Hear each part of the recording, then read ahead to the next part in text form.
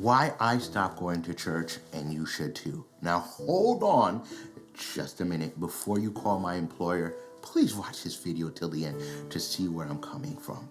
You see, for many of us, we think about church as the corporate worship activity that happens on the weekends, whether it's Friday, Saturday, or Sunday, or we think of it as a physical location. And so today I'm going to try to convince you to think about things otherwise, and then you'll see why I stopped going to church. So at my church, I know, stick with me here, the pastor's doing a series on the church. Wait a second, that pastor is me. Yes, so I've been studying on the church and preaching on what it means to be a church. And in preparing for this sermon series, I came across a passage found in Matthew chapter 18, verse 20. If you want to understand the full context, I encourage you to read all of Matthew chapter 18 and also the entire book of Matthew as well too. So you can fact check me. But if you're pressed for time, you want to focus in on the passage between verse 15 and verse 20. And today we're going to zero in on verse 20. And it reads, "For where 2 or 3 are gathered in my name, there I am among them." In many biblical translations that have the red letters, this part of the passage and these couple of verses are in red. And that signifies that these are the actual words of Jesus. And Jesus is saying here at the conclusion of his teaching on this portion that where 2 or 3 are gathered in my name, I am there in their midst. Now you want to go back to verse 15.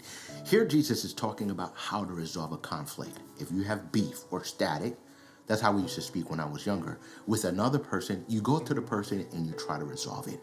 If that doesn't work, you bring 2 more people and you try to resolve it. And if that doesn't work, you take the issue to the church. In order to understand this passage, you need to understand what the word church means. The New Testament was written in Greek, so we have to look at the Greek word to understand why it's translated as church. So the Mounce Greek Dictionary says that the word for church, which I will not try to pronounce, is translated as a congregation of children of Israel. Now, both you and I, most of us cannot claim that we are direct descendants of the tribe of Israel. That's not what we can claim. So that text has to have a broader meaning. Here, it says in Acts chapter 7, verses 38, it says that word church has been transferred to the Christian body. And if you are watching this video and you are a believer, you are part of the Christian body. So that word really means a congregation, an assembly. Now, in order to get that understanding, you need to look at when that word first appeared in the Old Testament, when they wrote in Hebrew. And that Hebrew word is Eda.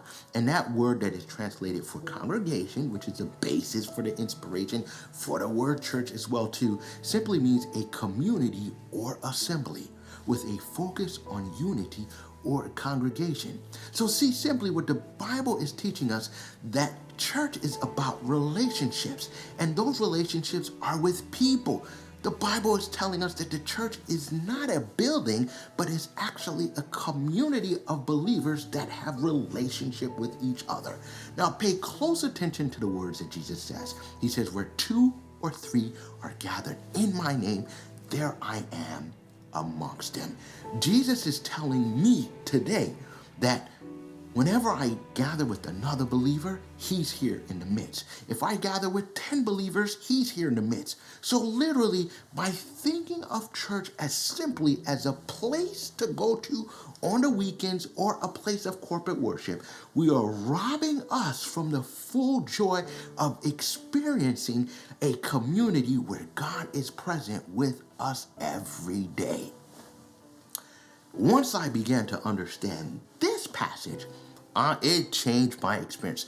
No longer do I think of going to church as going to church. Now, every time I speak to someone else and we talk about God and he is in the midst, I am experiencing a portion of the congregation of the body of Christ. I'm simply here to remind you today that every day you have an opportunity to experience the presence of God as you fellowship with other believers. And if you seize on all these opportunities, I guarantee you that your corporate worship on the weekends will not be the same. And you will be like me. You will no longer say that I am going to church. You will simply say that I and the church, and I enjoy the experience of being with my church family, the assembly, wherever I go. Thank you so much for tuning in. I pray that this has transformed your way of looking at it, and that you too will no longer decide that you're just going to church, but you will seize every opportunity to experience the presence of the Lord in congregation and allow that to transform your corporate worship experience. Thank you for tuning in, and I will see you next week as we continue our deep dive into what it means to be the church.